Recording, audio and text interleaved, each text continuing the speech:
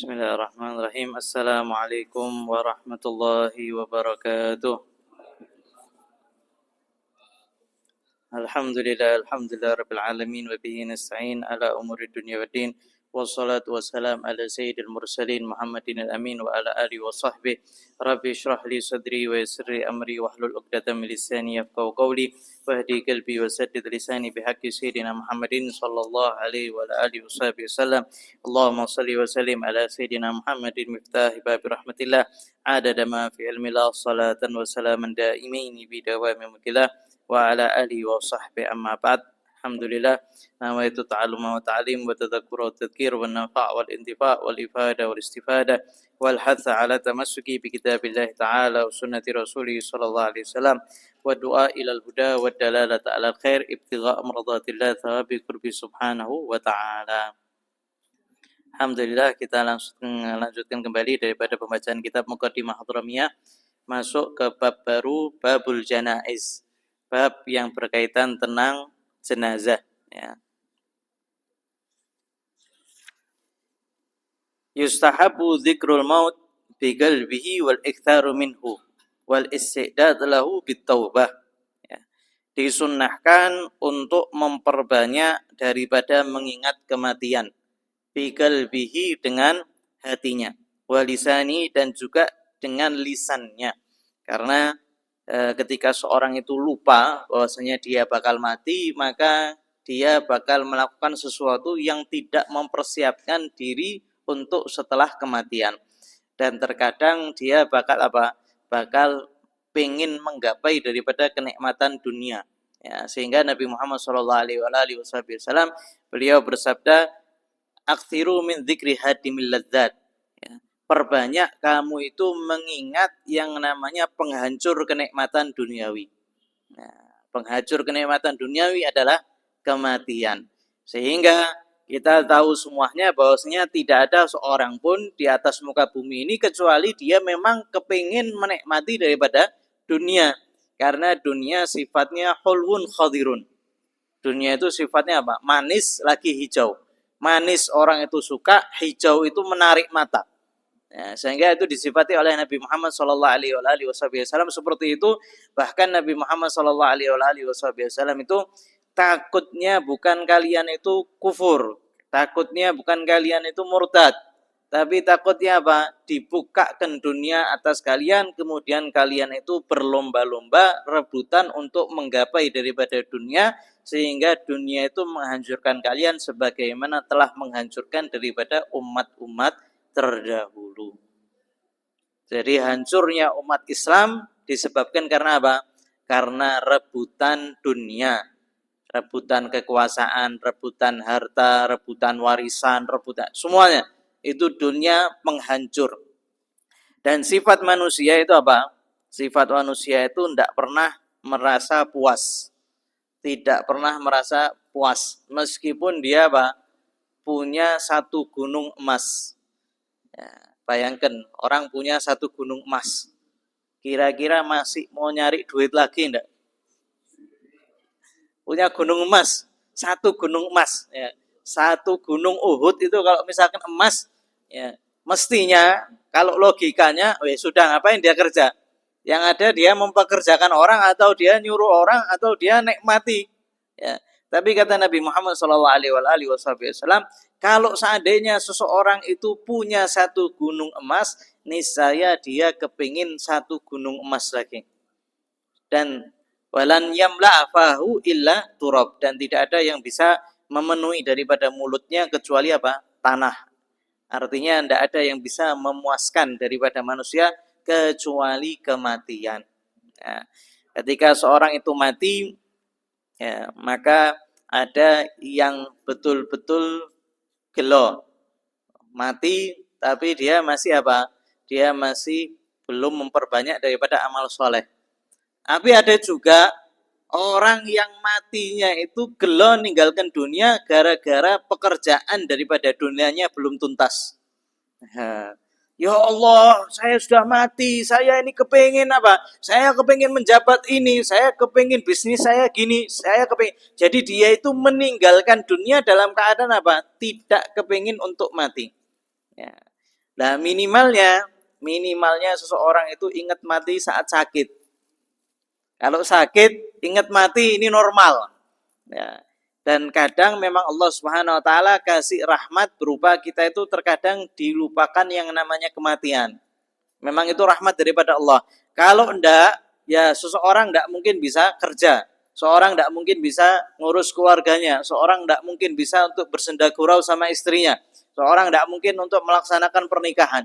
Tapi karena Allah Subhanahu wa taala punya rahmat, dikasih sehingga seorang hamba terkadang dilupakan perihal kematian. Sehingga ketika seorang itu sakit, ya, maka dia apa? Mengingat daripada kematian, dia gelo, dia ingin mempersiapkan diri, maka itu apa? Dia masih termasuk orang yang mengharap daripada akhirat. Tapi kalau sudah ahli dunia itu mau mati, dia gelo, mau mati. Nah ini bahaya. Kalau seandainya seorang punya sifat seperti ini, ketika dia mau mati, dia masih gelo. Ya Allah, saya masih belum ini, saya masih belum itu. Ya, urusannya dunia saja. Sehingga Nabi Muhammad SAW diperintahkan apa? Untuk memperbanyak daripada ya, mengingat yang namanya kematian. Ya.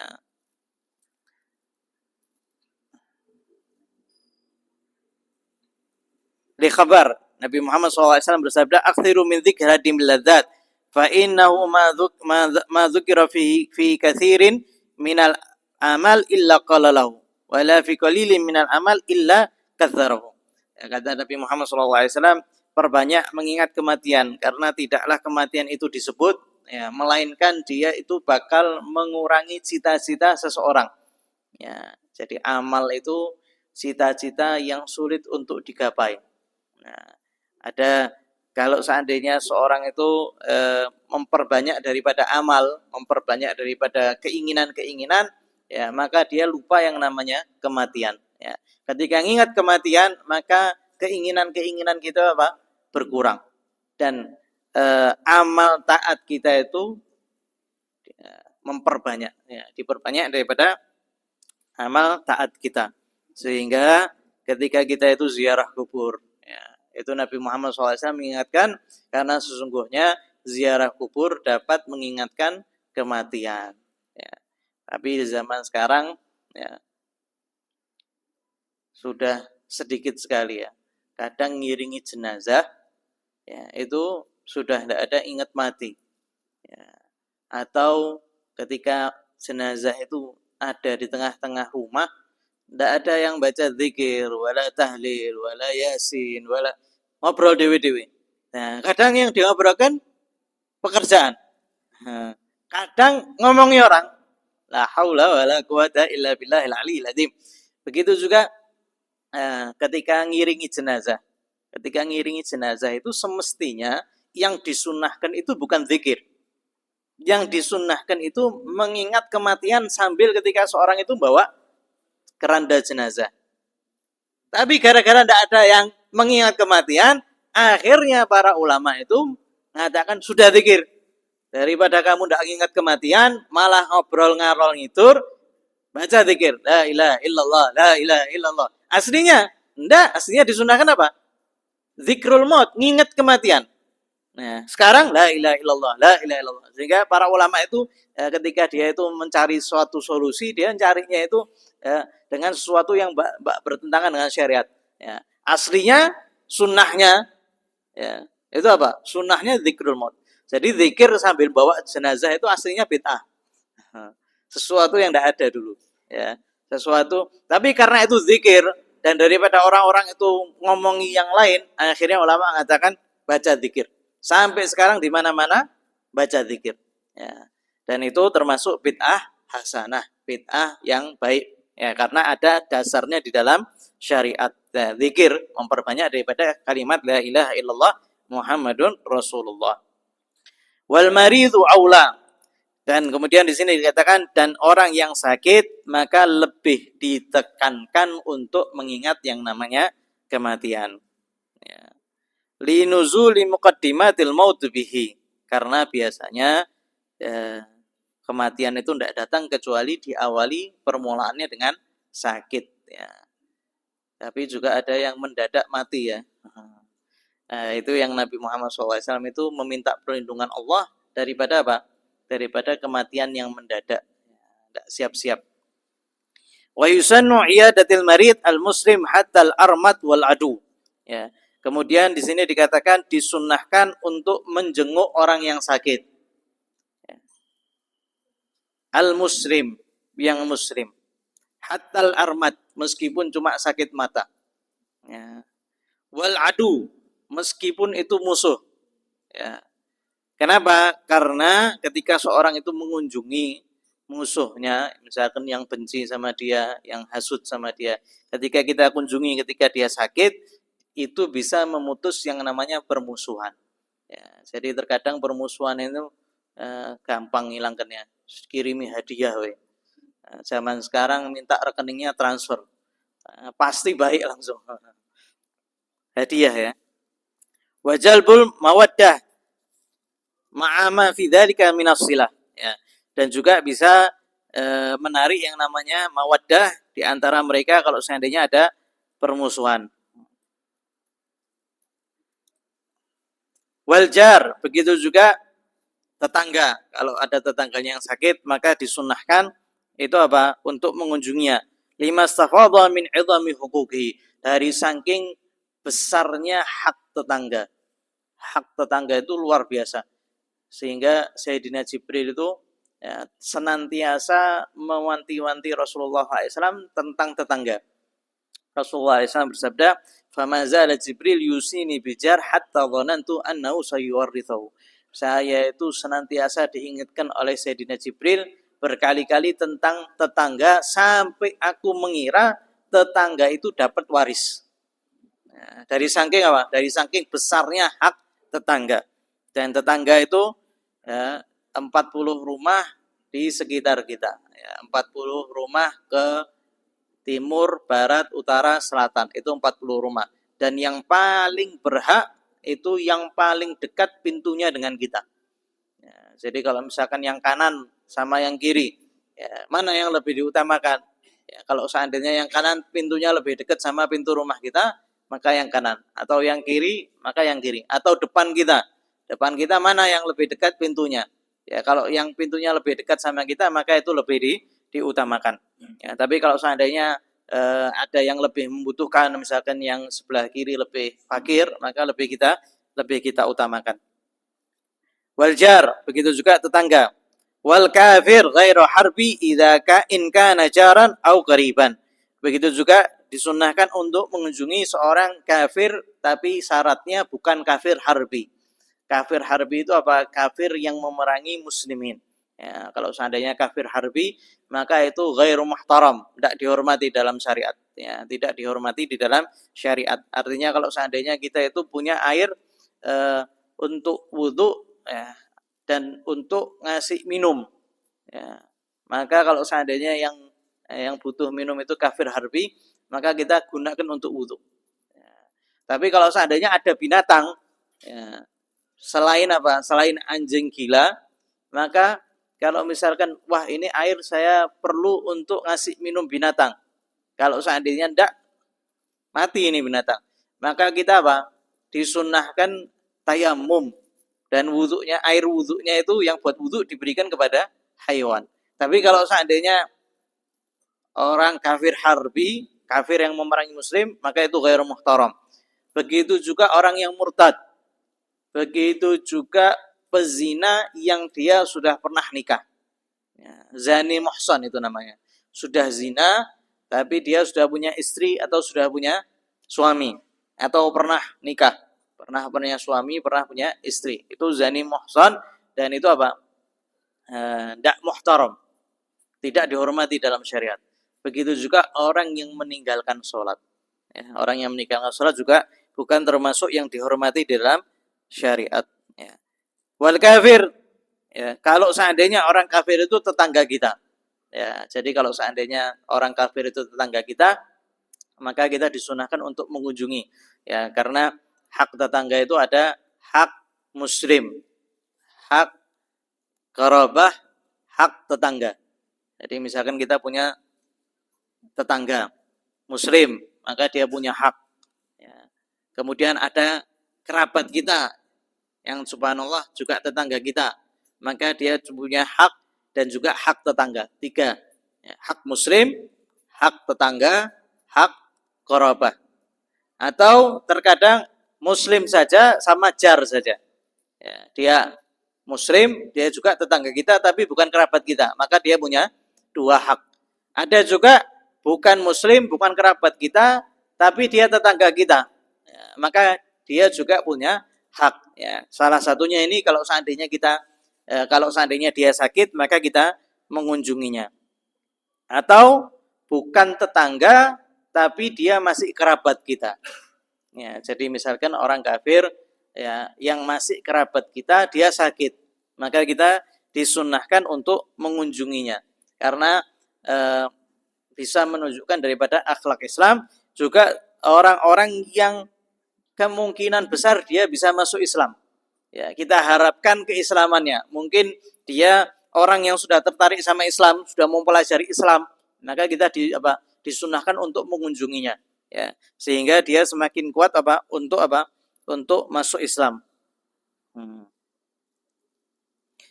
Lil ittiba, karena ini juga termasuk mengikuti daripada Nabi Muhammad sallallahu alaihi wasallam li khabar, karena hadis Nabi Muhammad sallallahu alaihi wasallam yang diriwayatkan Bukhari Muslim daripada Al-Bara, amarana Rasulullah sallallahu alaihi wasallam bittiba'il janaiz wa iyadatil marid wa ghairihi fa in intafa ma dzukir ubihat. Ya. Nabi Muhammad SAW bersabda daripada Barra, ya, kami diperintah oleh Nabi Muhammad SAW untuk mengikuti jenazah, artinya giring jenazah. Ya, kewajibannya mandikan, afani, ya, nyolati, kemudian ya, menguburkannya di perkuburan kaum muslimin. Ya, setiap seorang itu nyolati ada fadilahnya, mandikan ada fadilahnya, kemudian berangkat itu, ya, mengikuti sampai ke kuburnya itu juga ada fadilahnya. Kemudian juga Nabi Muhammad SAW memerintahkan kita untuk iyadatil marid, mengunjungi orang yang sakit, ya, karena di situ ada Allah Subhanahu wa taala, di situ ada rahmat Allah, di situ ada perhatian Allah Subhanahu wa taala. Allah Subhanahu wa taala berkata kepada Sayyidina Musa, "Wahai Musa, aku sakit. Kenapa engkau tidak mengunjungiku?" Maka Sayyidina Musa mengatakan, "Ya Allah, bagaimana engkau sakit? Sakit itu sifat mustahil bagimu. Engkau Tuhan, tidak mungkin engkau sakit. Bagaimana engkau sakit?" Maka Allah Subhanahu wa taala mengatakan, "Maridha abdi fulan." Sesungguhnya hambaku fulan dia telah sakit. Kalau seandainya kamu mengunjunginya, niscaya kamu dapati aku bersamanya. Artinya ketika seorang itu mengunjungi orang yang sakit, dia kalau ngelihat hakikatnya sedang mengunjungi Allah Subhanahu wa taala. Ya, Allah ada bersama orang-orang yang lemah, orang-orang yang sakit. Apalagi kalau dia termasuk daripada orang-orang yang saleh. Tapi kalau seandainya ya orang itu ya kafir, ya, bukan tetangga kita dan bukan juga kerabat kita, maka tidak sunah tapi kita diperbolehkan. Ya, tidak disunahkan tapi diperbolehkan. Ghibban, dan syaratnya kalau mengunjungi itu apa? Ghibban itu apa? Mudah ba'da mudah. Ya, setelah beberapa masa kemudian baru mengunjungi lagi. Beberapa masa lagi baru mengunjungi lagi. Jangan kemudian setiap hari dikunjungi. Atau setiap Nabi Muhammad SAW mengatakan apa? Zur ghibban tasdad hubban. Kunjungi kerabatmu sesekali. Ya, maka bakal tambah apa? Bakal tambah rasa cintanya. Tapi nek bentino, kulino, ben minggu misalkan, lah ini akhirnya ngopo ini meneh. Kesel aku. Nah, ini kata Nabi Muhammad SAW, zur ghibban. Ya. Jadi kunjungi itu cuma sesekali, ya, 2 minggu sekali, sebulan sekali. Setelah beberapa masa datangi lagi, ada momen-momen tertentu kita datangi, itu nambah apa namanya? Nambah ya, rasa cinta. Ya. Wa mahallu sannul iyada illam yashuk alal mazur wa illa kurihat wa haitu sannat fayubadir biha. Ya, kemudian disunnahkannya itu kapan? Kalau seandainya orang yang sakit itu ya, siap untuk menerima dikunjungi. Jadi terkadang ada orang yang sakit yang memang tidak siap untuk dikunjungi. Kalau ada orang dia itu kesulitan untuk mempersiapkan untuk capek, dia masih capek, ya, mau butuh istirahat, maka sunnahnya itu kalau seandainya yang kita kunjungi itu juga siap untuk menerima kita daripada orang yang sakit. Ya, jangan tiba-tiba ketuk ya misalkan. Mungkin bisa kita tanya, bisa dikunjungi atau tidak. Kalau misalkan, kalau seandainya malah mendatangkan kesulitan bagi orang yang sakit itu, maka dimakruhkan. Dimakruhkan kita untuk mengunjunginya. Jadi ya paling bagus ya kita konfirmasi dulu. Ya, kapan waktunya yang pas kita pengen mengunjungi yang tidak membuat dia berat. Ya. Tapi jangan marah kalau ditolak ya. Sudah datang ke sana, wah saya sudah tak parah nih malah ditolak. Nah itu berarti orang yang dikunjungi itu tidak siap. Malah kalau kamu mengunjungi makruh, malah makruh. Riban ayam bak dayom. Ya. Naam nahwul qarib wa sadiq mimman ya'nasu an aw yatabarak bil marid. Ya, yazuru bi qadri qabiliyatihi lahu walau miraran fi yaumin wahid. Ya. Tapi kalau seandainya yang mau kita kunjungi itu teman dekat kita atau teman yang kita itu ngerasa nyaman dengan dia dan dia juga ngerasa nyaman dengan kehadiran kita, maka ketika itu tidak ada masalah untuk ziarah berkali-kali, datang berkali-kali tidak ada masalah.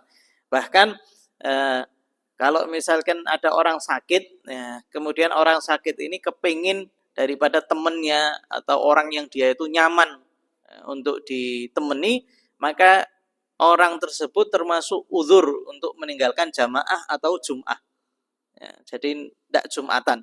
Misalkan tidak jumatan gara-gara ngurusi orang yang sakit. Ya, kan ada yang lain, tapi orang yang sakit ini tidak nyaman kecuali sama dia. Ya, maka ketika itu termasuk uzur untuk meninggalkan apa? Jamaah atau jum'ah. Ya, termasuk uzur. Ya, sehingga kalau seandainya ada teman dekat itu tidak ada masalah ya. Teman dekat kita yang kita itu ngerasa nyaman ya. Biasanya kalau misalkan teman dekat ya seorang itu tidak perlu siap-siap yang lebih ya, tidak perlu siap-siap, tidak perlu ya, suruh datang. Atau misalkan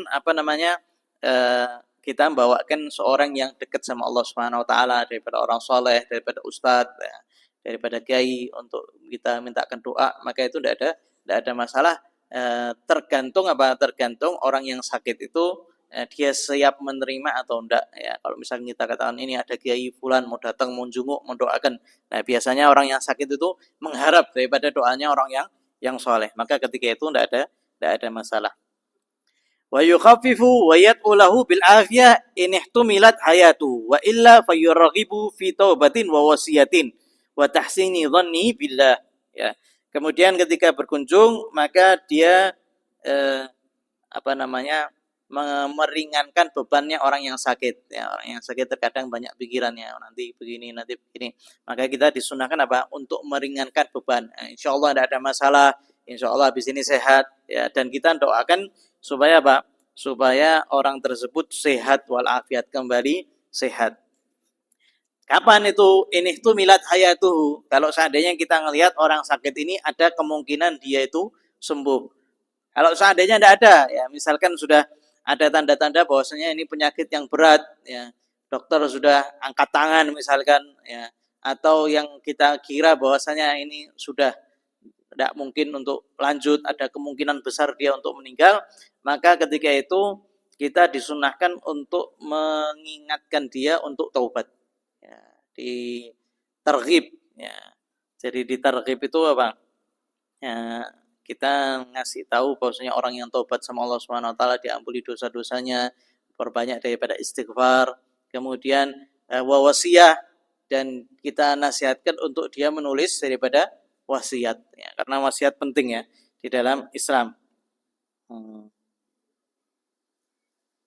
Man mata ala wasiyatin mata ala sabili wa sunnah wa mata ala naki wa syahada wa mata maghfuran lahu.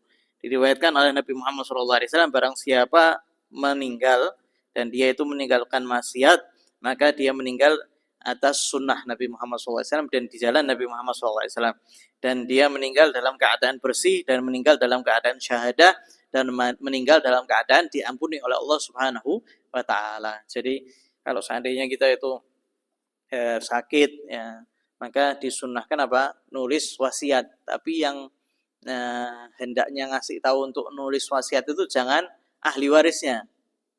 Sensitif nanti. Pak, tulis wasiat, Pak. Waduh, kamu kepengen saya mati? Itu tidak boleh ya. Kita ngasih tahu ke teman dekatnya, tolong Bapak itu di nasihati untuk nulis wasiat ya. Dan nulis wasiat itu tidak harus berkaitan tentang harta ya. Tidak harus berkaitan tentang harta. Misalkan kita nasihati anak-anak kita, misalkan kita mau meninggal, maka wasiat dan wasiat yang paling bagus adalah taqwallah. Itu wasiat Allah kepada seluruh para nabi-nabinya, dan para nabi-nabinya memberikan wasiat kepada umatnya itu dengan taqwallah. Maka pertama kali wasiat apa? Taqwallah, takwa kepada Allah Subhanahu wa taala, kemudian mengikuti daripada sunnah Nabi Muhammad SAW, mengikuti daripada para ulama shalihin yang mengikuti syariat, dinasihati. Ya, nak, kamu hendaknya begini, begini. Itu termasuk daripada wasiat. Ya, ada sebagian daripada ulama wasiatnya itu tebal sampai 1 kitab. Karena nasihati untuk apa yang dibawa atau yang bisa digunakan oleh keturunannya sampai nanti hari kiamat. Jadi wasiatnya itu tulis, ini saya tulis wasiat untuk anakku dan juga cucuku dan juga orang-orang yang mencintaiku dan orang-orang yang mau mengikutiku. Daripada ulama, wasiatnya tebal. Tulis takwa kepada Allah Subhanahu wa taala, jangan lupa sholat, hendaknya sholat begini, hendaknya sholat berjamaah, jangan lupa tetangga. Jadi kayak nasihati komplit. Nah, itu wasiat. Ya, terkadang orang kan bingung, ini nulis wasiat apa? Ya, saya mau mati tapi saya tidak tahu ini mau nulis wasiat apa. Nasihati. Nasihat sama anak-anak kita, ya, keluarga kita. Karena biasanya kalau sudah wasiat itu bisa lebih didengar. Tapi jangan malah nulis wasiat yang sulit untuk dikerjakan sama keluarga kita. Jangan membebani daripada keluarga kita ya. Sehingga termasuk yang sunnah, kalau seandainya kita itu termasuk melihat bahwasanya orang ini sudah kemungkinan sulit untuk sembuh, maka disemangati untuk tobat kepada Allah Subhanahu wa taala, dan juga disemangati untuk nulis wasiat ya. Wa tahsini dzan ya.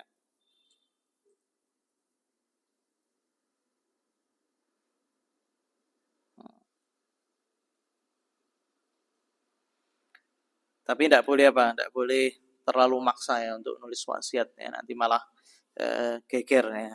Dan juga diingatkan untuk sedekah. Ya, biasanya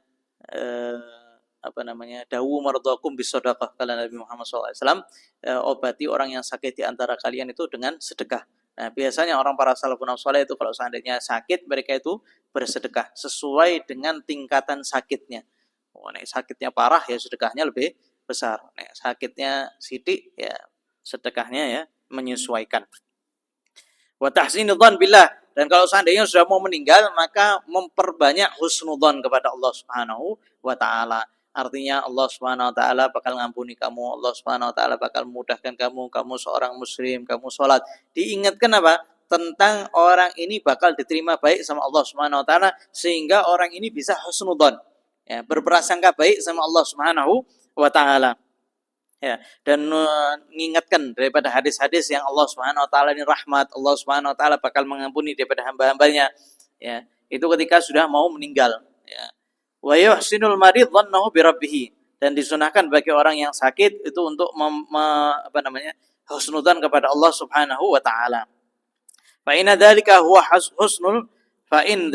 husnul khatimah, li khabari Muslim, la yamutu ahadukum illa wa yuhsinul dhannihi billah. Karena ketika seorang itu husnudzan kepada Allah dalam meninggal, maka itu termasuk husnul khatimah. Ya, Nabi Muhammad SAW beliau mengatakan, janganlah seorang di antara kalian meninggal kecuali dalam keadaan dia berprasangka baik kepada Allah Subhanahu wa taala. Ya, jadi jangan malah mengingatkan yang buruk-buruk ya. Ingatkan yang tentang azab Allah Subhanahu wa taala itu ketika masih sehat, ya, diingatkan. Ya. Tapi kalau seandainya sudah mau meninggal, maka apa? Ya, diingatkan tentang rahmatnya Allah, diingatkan tentang pemaafannya Allah Subhanahu wa taala. Wali khabar ana inda dhanni abdi bi falyadhun bi ma syaa. Ya. Karena Allah Subhanahu wa taala menyatakan di dalam hadis qudsi, aku sesuai dengan perasaan hambaku, prasangka hambaku terhadapku.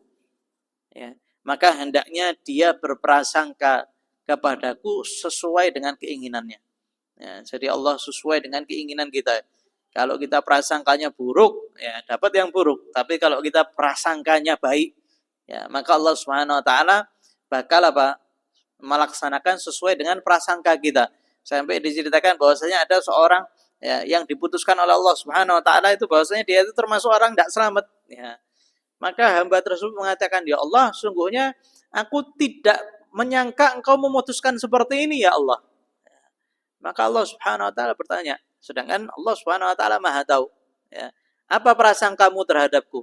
Ya Allah, saya menyangka bahwasanya Engkau akan memaafkanku dan Engkau akan memberikanku rahmat dan Engkau akan masukkan ke surga.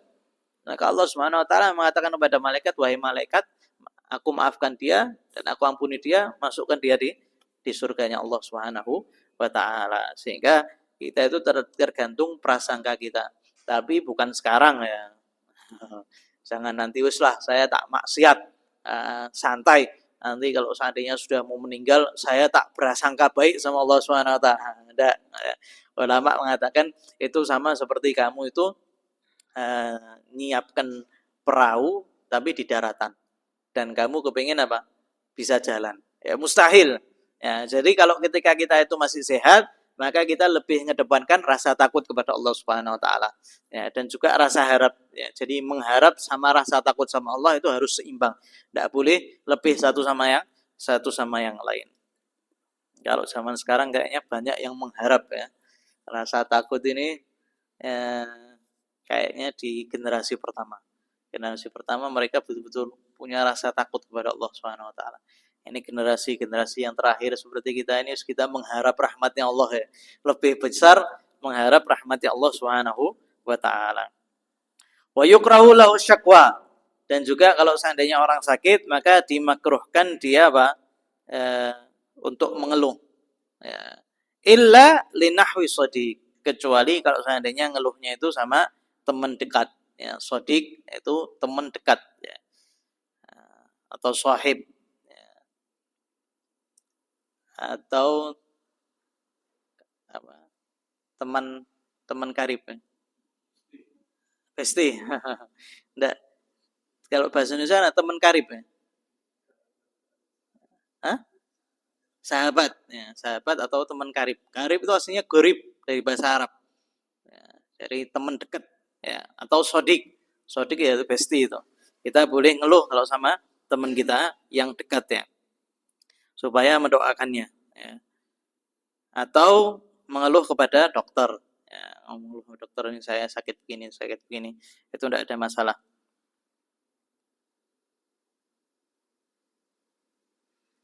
Tapi kalau seandainya dia menentang keputusan Allah Subhanahu wa taala, marah sama Allah Subhanahu wa taala, maka tidak diperbolehkan. Ya, kita tahu bersama bahwasanya orang yang sakit itu selalu diampuni oleh Allah Subhanahu wa taala. Semakin dia itu banyak sakitnya, semakin besar diampuni oleh Allah Subhanahu wa taala.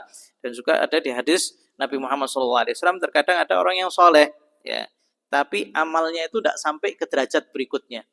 Nah, kita tahu bahwasanya satu derajat itu di surga itu satu sama yang lain itu perbedaannya 500 tahun perjalanan.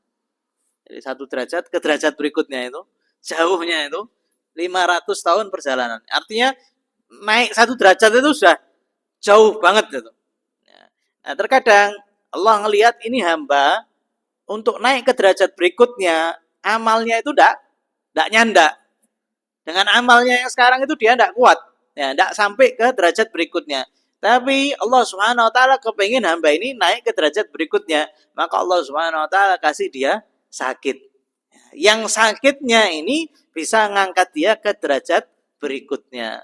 Jadi kalau seandainya kita tahu gini, maka kita ini bakal mengatakan sakitnya itu apa? Rahmat, bukan adab.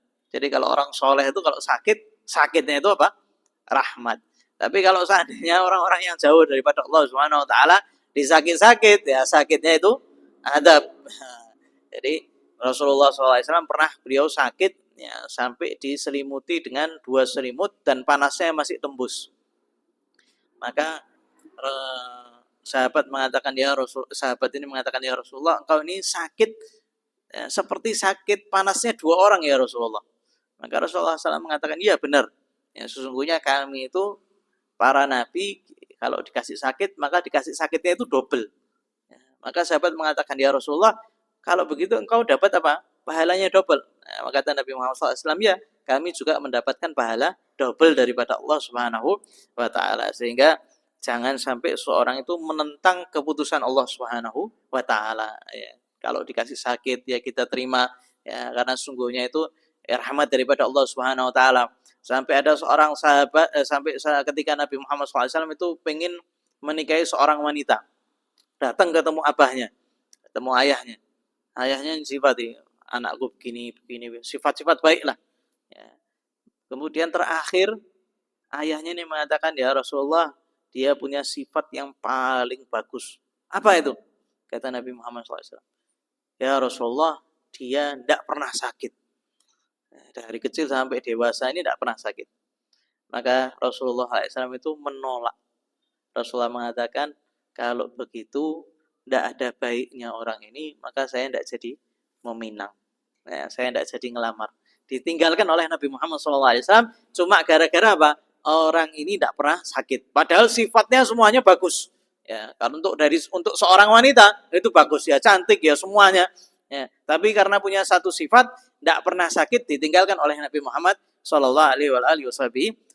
Sehingga apapun yang diberikan sama Allah Subhanahu wa Ta'ala kepada kita itu pasti akan terjadi dan tidak bakal dirubah, dan kita juga tidak bisa akan merubah.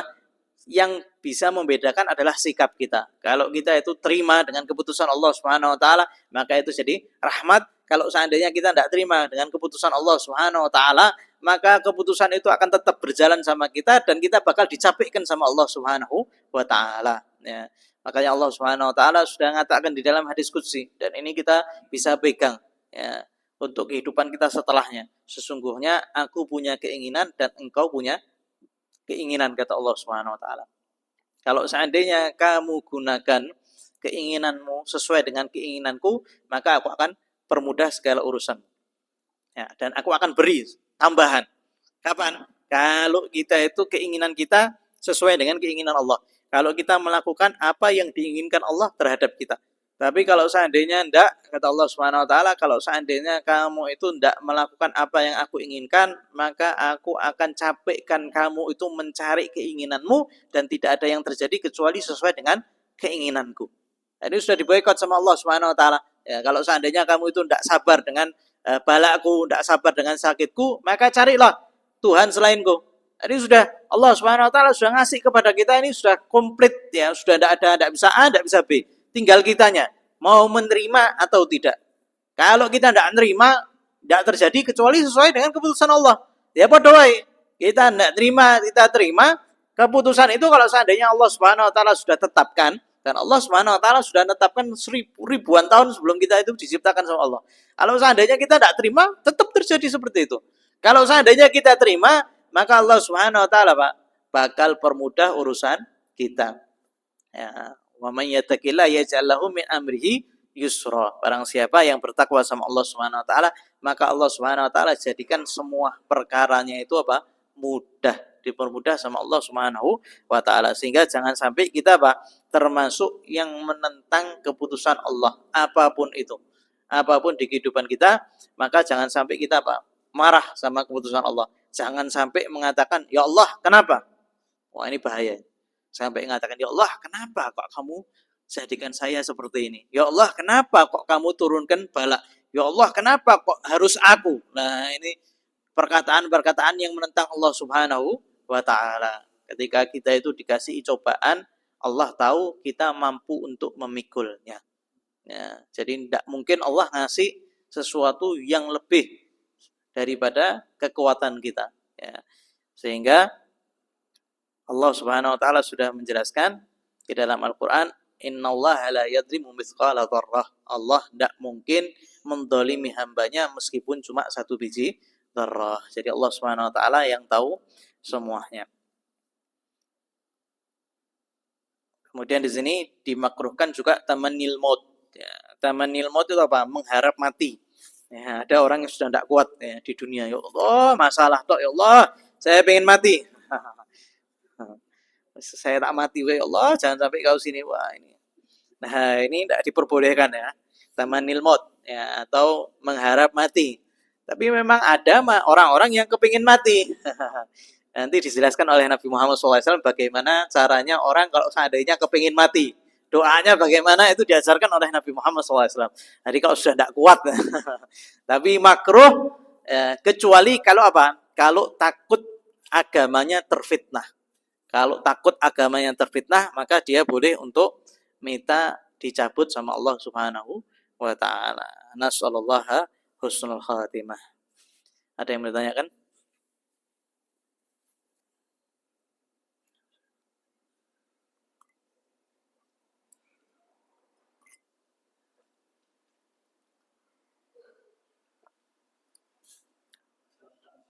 Takziah.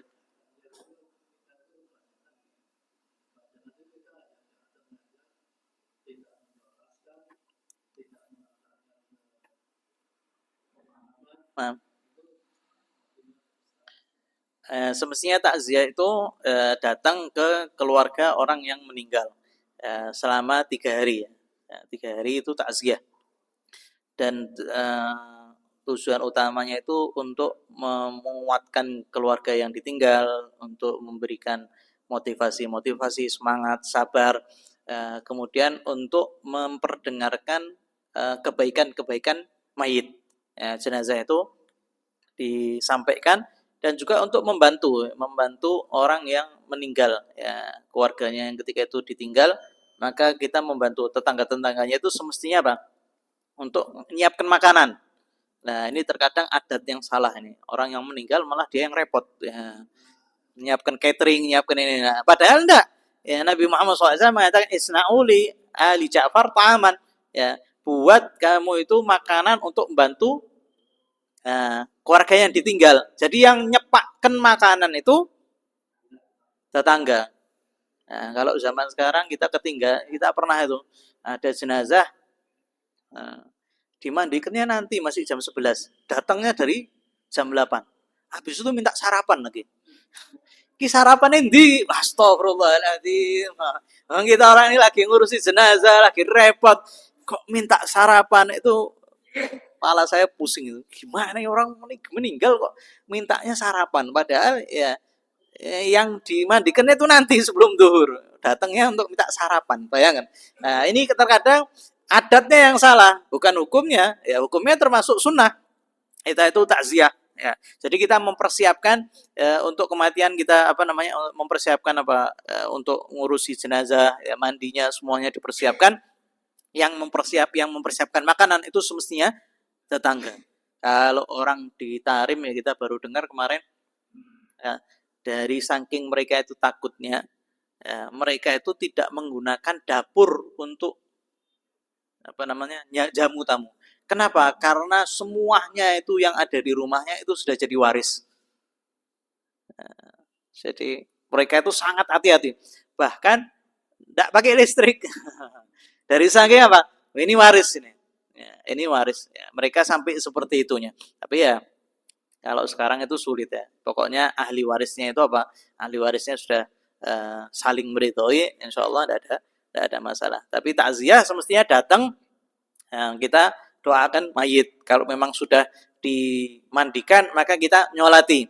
Ya, kita Allahumma gfir lahu warhamhu wa'afi wa'afwanhu wa'aqim nuzulahu. Ya, doakan jenazah, kemudian baca Yasin, ya, Iqra'u ala mautakum Yasin, kata Nabi Muhammad SAW. Bacakan kepada orang yang meninggal di atas kalian itu Yasin. Ya, jadi kita bacakan Yasin, kemudian kirim pahalanya kepada jenazah tersebut, itu takziah. Ya, meskipun misalkan tidak ada, ya kadang kita repot juga ya, kadang kita repot. Ya, mau datang juga, kadang jenazahnya itu di dalam, kadang ya tidak dibuka, kadang ya tidak dipersilahkan. Ya, tapi semestinya yang bagus ya itu baca Yasin, ya, kemudian kita berkunjung sama kerabatnya, ngasih kesabaran, memotivasi untuk sabar, kemudian kita nyumbang makanan. Ya, orang kepada kalau misalkan tetangga kita itu ada yang meninggal, maka kita yang repot. Semestinya tetangga kita yang repot, bagikan teh, bagikan makanan, itu tetangga kita.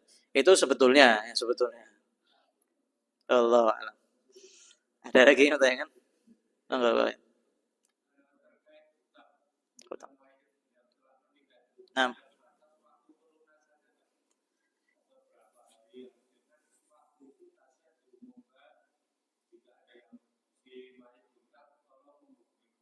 hmm.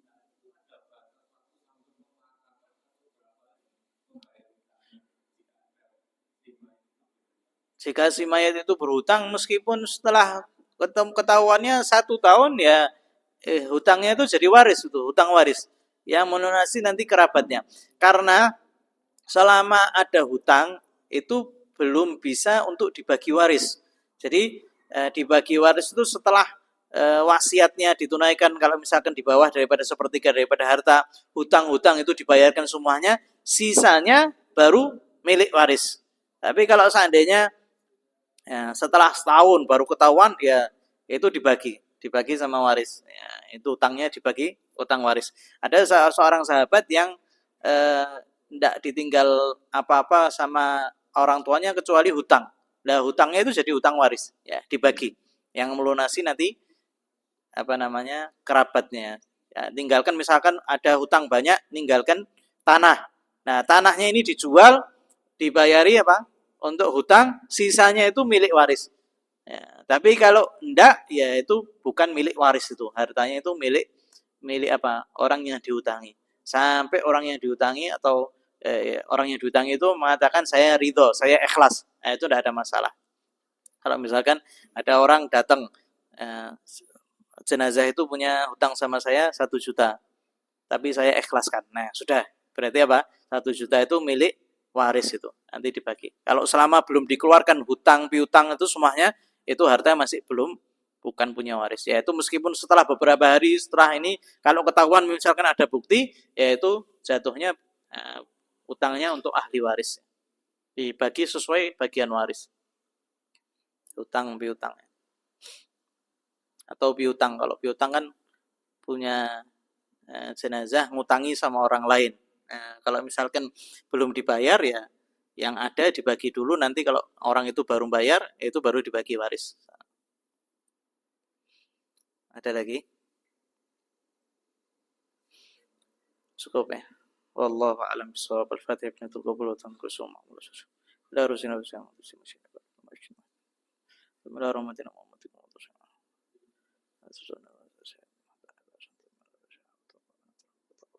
وعلى رحمتنا ومهمتكم ومهمة المسلمين عموما مرض المسير وقوم المسلمين والقائمين عليه سابقا ولكن الله يقول ما يرون